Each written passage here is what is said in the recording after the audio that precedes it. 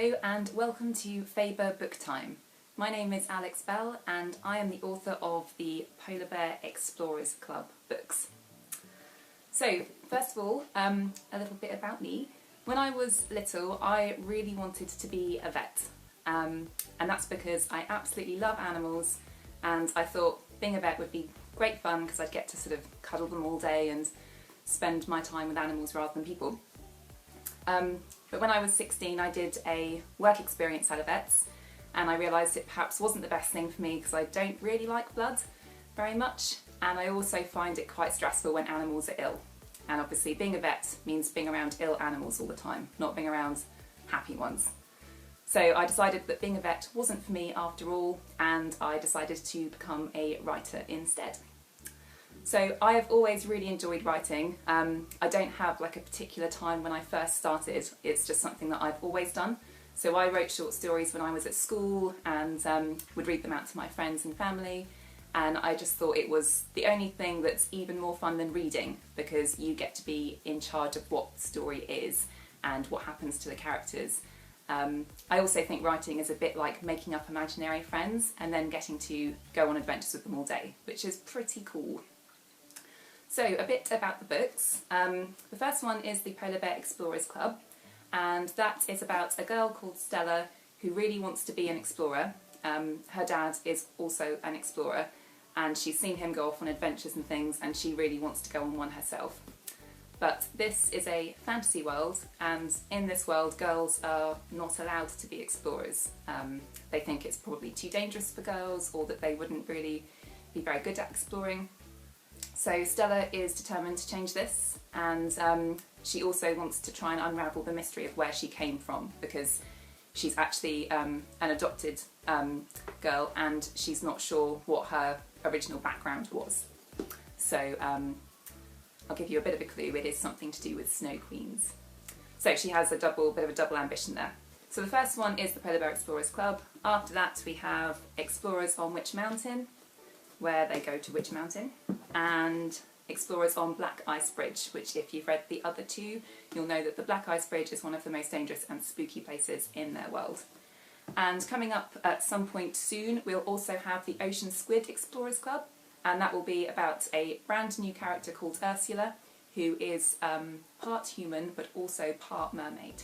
So that's something new to look forward to at some point soon.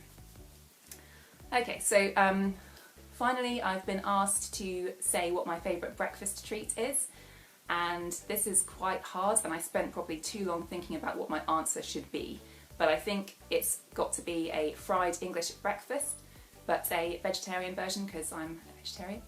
And I really like that because it reminds me of being on holiday at the airport and having a really big fry up before you get on a plane to go somewhere fun. But I would have to say that it needs to be sausages and hash browns and beans and absolutely no peppers or tomatoes or avocado. I don't want any of that. Okay, so the other thing that I'm going to talk about briefly is what questions I get asked the most at events. So I would say probably the funniest questions I get asked are about the carnivorous cabbages. So this is something that comes up in book 1. Which if you have read it then you will probably remember that Stella and her friends come across a very strange type of cabbage. So we all know that cabbages normally aren't that dangerous, might not taste very good, but you know, they're not a big deal. But in this world cabbages have teeth and they're quite aggressive and they don't really like being disturbed. So, so yes, there are carnivorous cabbages in the book, and people often ask me where the idea for those came from or why I decided to put them in. So, first of all, I'm not a big fan of cabbage. I just think, like, what's the point of it really? You know, if you're going to have a vegetable, there are much nicer ones to have than cabbage. So already I'm kind of not too much of a fan. But also, the main reason that I did it was that I wanted in the books to have some like creatures or animals that weren't, that didn't already exist basically. So I wanted to make up something completely new. Because I think that's one of the most fun things about writing fantasy, is that you're not limited by not only the things that are in our world already, but also the things that exist anywhere else. So I thought, I'm pretty sure no one's done a carnivorous cabbage before, so that's why I decided to put them in. Okay, so now we are going to do a little writing activity from polar bears. And basically what I would like you to do is come up with your own Explorers Club. So the first thing that you need to do when you're thinking about your Explorers Club is to think of an animal.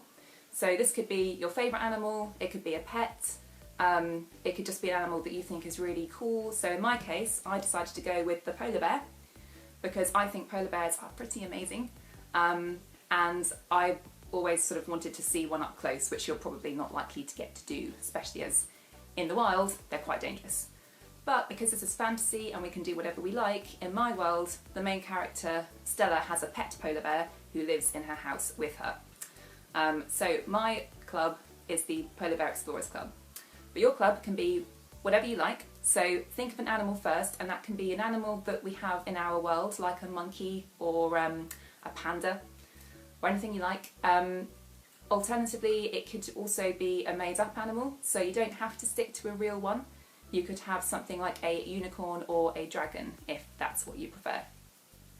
So once you have your animal, then you need to think about where that animal might live. So for example, if you had chosen a unicorn, you might decide that your unicorn is going to be a bright blue one that lives in the sky and flies around in rainbows all the time. In which case your club would be called the Sky Unicorn Explorers Club. And your mascot might look a little bit something like this magnificent beast. Okay, so once you have the name of your club, the next thing you need to do is think about some rules, because all clubs need to have rules of some kind. So to give you an example, the Polar Bear Club has a rule that you must never hunt or harm a unicorn under any circumstances. They also have a food rule. I think food rules are quite important. So one of theirs is that there must be polar bear shaped breakfast items. So you could have a think about what kind of food perhaps your club might serve as well. They also are quite keen on moustaches at the Polar Bear Club, but it's totally up to you as to what you think should be important for yours. Secondly, you would need to think about what kind of headquarters your club is going to have. So in the Polar Bear Club, they have a gigantic igloo for their headquarters. It's the biggest igloo in the world. It has loads of rooms in it, including a map room and a jacuzzi that's quite often being taken over by penguins. The Jungle Cat Club has a huge treehouse.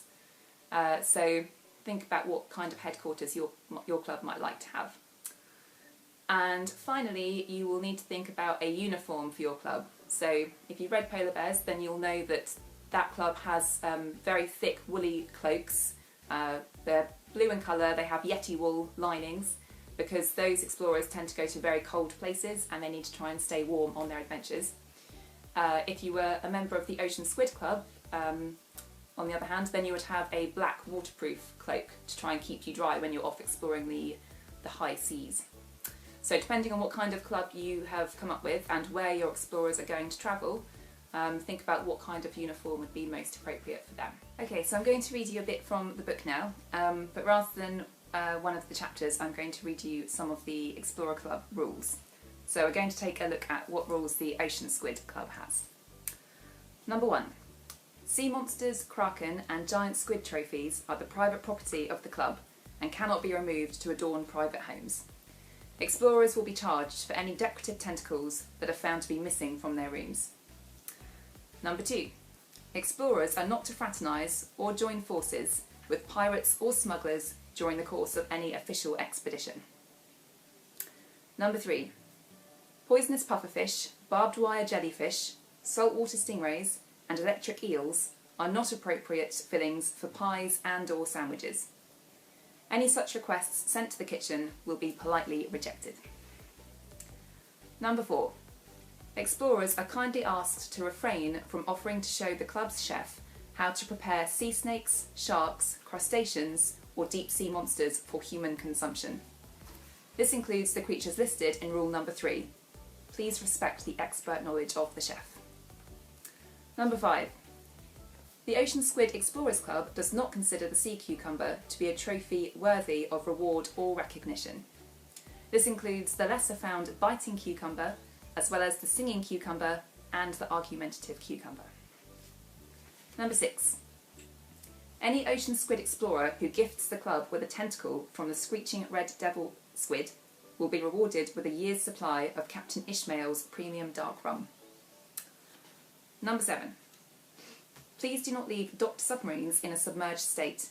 It wreaks havoc with the club's valet service. Number 8. Explorers are kindly asked not to leave deceased sea monsters in the hallways or any of the club's communal rooms. Unattended sea monsters are liable to be removed to the kitchens without notice. Number 9. The South Seas Navigation Company will not accept liability for any damage caused to their submarines. This includes damage caused by giant squid attacks, whale ambushes, and jellyfish plots. Number 10. Explorers are not to use the map room to compare the length of squid tentacles or other trophies. Kindly use the marked areas within the trophy rooms to settle any private wagers or bets. Number 11. Please note, any explorer who threatens another explorer with a harpoon cannon will be suspended from the club immediately. And finally, upon initiation, all ocean squid explorers shall receive an explorer's bag containing the following items: 1 tin of Captain Ishmael's kraken bait, 1 kraken net, 1 engraved hip flask filled with Captain Ishmael's expedition strength salted rum, 2 sharpened fishing spears and 3 bags of hunting barbs, and finally 5 tins of Captain Ishmael's harpoon cannon polish. So there you go. Now it's over to you. What are you going to read today? I hope you find some amazing books to enjoy. See you soon.